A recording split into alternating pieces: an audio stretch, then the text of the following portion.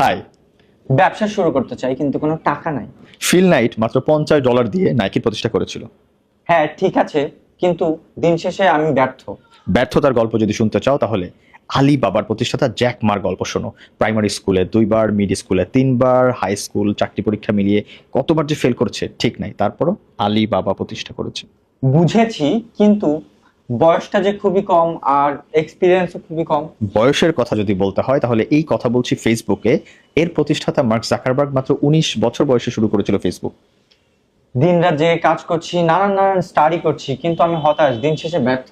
কত ঘন্টা কাজ করছো? 100 ঘন্টা কাজ করে ইলন মাস্ক, পৃথিবীর শ্রেষ্ঠ ধনী, তারপরে সে বলে কিপ পুশিং। সবই বুঝলাম, কিন্তু আশেপাশের লোকের হাসাহাসি ঠাট্টা এগুলো নিয়ে আর পারছি না, ধুর চাই সব। নেটফ্লিক্স নিশ্চয়ই দেখেছো আশপাশের লোকের হাসাহাসি।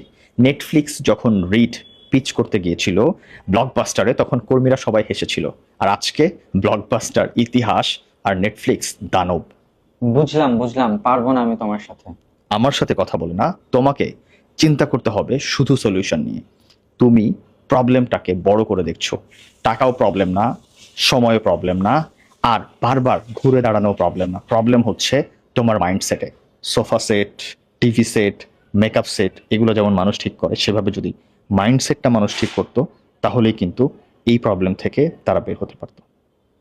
Goat it, thank you. And by the way, welcome to my podcast.